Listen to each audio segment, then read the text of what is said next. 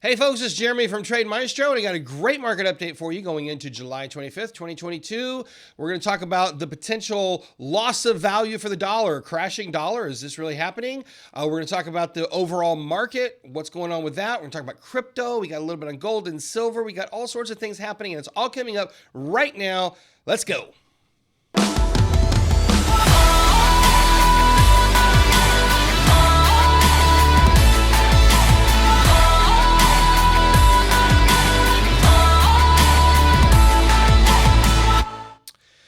Hello everybody. Welcome to another week of trading, another market update. I'm Jeremy Whaley from Trade Maestro. You can check us out over at trademaestro.com, and we've got a lot to talk about. I'm going to try to get it as compact as possible here. I'm going to warn you, I just got done doing our Sunday night profit picks class, and well, my market update was pretty long tonight, so I'm going to try to keep it as consolidated as I can and go as quickly as we can here.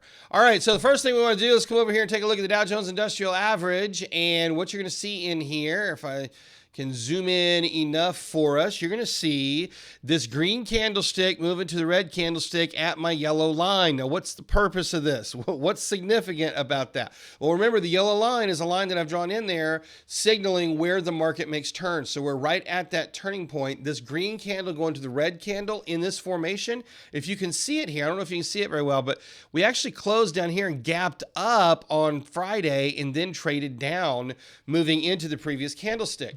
Well, that's actually a pattern. It's a candlestick pattern we call a dark cloud cover candlestick formation. And the way it's formed is exactly what I just described to you here. It's the result after an upswing. So here's your bullish upswing. If you can see that on the chart there, you get your little bullish upswing. And then you get up to like a pivot area like this yellow line here, and the trade gaps up looking like it's going to continue for the day, but instead it trades straight down and moves into the previous day's trading range. This is a bearish reversal signal. So I know some of you are like, oh, the market's going to be going higher and higher, and we're all excited. And you're even seeing that from some people like Jim Cramer and some of these, talking heads who are, perpetual bulls. But we're still in a bear trend. Don't forget what got us here. What got us here, if you take a look at this overall chart here, which my chart is not resizing, seems to like to do that whenever I start recording videos. But if you look at this overall chart, you can see my lines in here for the bear trend. I mean, we got consistent lower lows and lower highs. And anytime you have lower lows and lower highs, you are by definition in a bearish trend. So clearly we're still in a bearish trend. Now, I've been saying, if you've been watching my updates, I've been saying that I thought we were going to move bearish last week. I thought it was going to continue last week, but I did give a couple of other forecasts where we could move up to this yellow line in here. That's one of my forecasts. So that's, right around 32,000, almost 32,300 or so.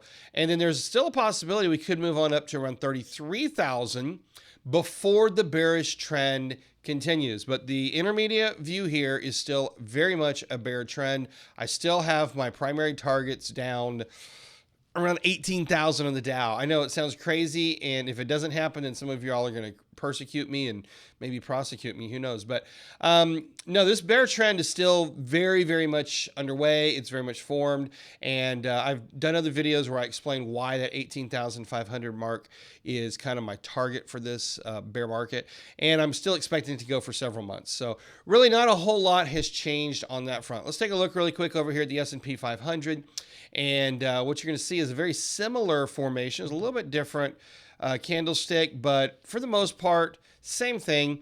Yes, we're back above the averages. Yes, two of the averages have crossed, but no, they haven't all three crossed. No, we do not have a bullish trend confirmation yet. Nothing close to it. No, we're not putting a bottom in yet. Here's your stochastics. They're almost back to overbought. They're going to turn over. And folks, I'm sorry to be the bearer of bad news. The bear trend is here. It's going to continue.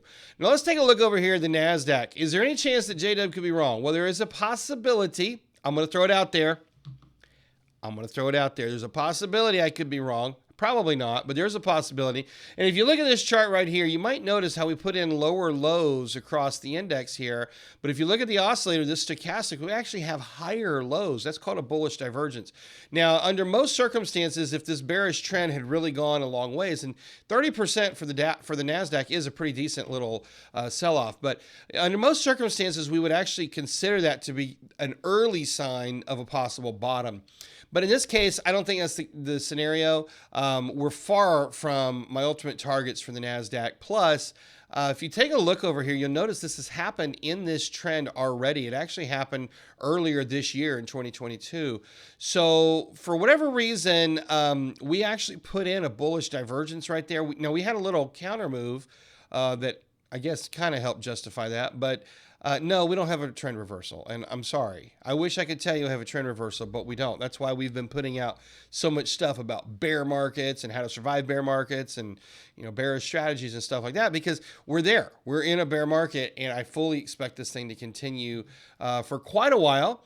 You know, we're looking at least the end of 2022, probably into the spring, summer, maybe even the fall. I have a couple timeline forecasts that could put us all the way into the fall of 2023. Now, that would be a really, really big bear market, because typically bear markets don't last that long, but it is definitely a possibility. So, you know, if you haven't liked and subscribed to the channel yet, then do that right now so that we can continue keeping you updated here. All right, let's talk about a couple of other things that I wanted to talk about, and I'm going to try to keep this brief, see if we can keep this video under 15 minutes. I want to talk about the dollar index. Now, the dollar index, this is ticker symbol DXY if you're in trading view, and you're going to notice that the dollar is getting a lot stronger here. And yet, what do you keep hearing from the silver bugs and the gold bugs and people saying that we need to run to crypto? We keep hearing that the dollar's crashing. Is the dollar crashing? Well, according to this chart, the answer is no. No, the dollar's not crashing. At least not by this metric. And what I want you to understand about this dollar index is, yes, it has gotten a lot stronger. And what this dollar index indicates for us is it tells us the purchasing power of the dollar relative to other fiat currencies. Now, just in case you think that I'm knocking silver and gold and crypto, no, that is not the case at all. I'm a huge fan of silver and gold and crypto. I really very much am not a fan of fiat currency like this, but here's what you have to understand. This is a metric, this is an index of the buying power of our US dollars here in the United States, assuming you're in the States, versus other currencies. And those other currencies are primarily the euro, which makes up, I'm going off the top of my head, but I want to say it's around 60% of this index, okay? So the biggest factor here is what's happening with the dollar versus the euro. And then you've got the British pound as GBP. You've got, I think the Japanese yen is in here. We've got probably the Canadian dollar. And I'm going to go with the Swiss franc, CHF. And there's one more. I forget what it is. It's the Swedish krona. Okay, so those are the six international currencies that are in this basket that we consider the dollar index. And when you see the dollar getting stronger, what it's really showing is it's getting stronger relative to those currencies, which means this, you know, game that the central banks do of devaluing our currencies is really, they're doing it to those currencies more than they're doing it to the US dollar right now. But it'll probably switch at some point. So, no, I'm not a fan of the fiat, but I just want you to understand that the fiat US dollar is not crashing in this regard. However, I got something I want to share with you here. I'm going to pull up an article that was came out in Zero Hedge. Oh, I guess it was yesterday, maybe the day before yesterday. I don't know if you can see this. This may not translate very well, but we're going to try it. It was, did Russia and China just announce a new global reserve currency? See, this is actually a story right here.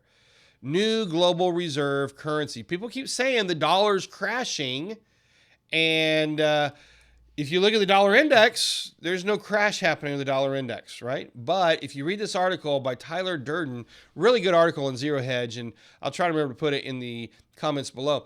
What you're going to see is that Russia and China, I'm going to kind of just highlight a few words in here. Russia and China strengthening their economies, their economic ties, continuing against the sanctions of the United States versus Russia, blah, blah, blah.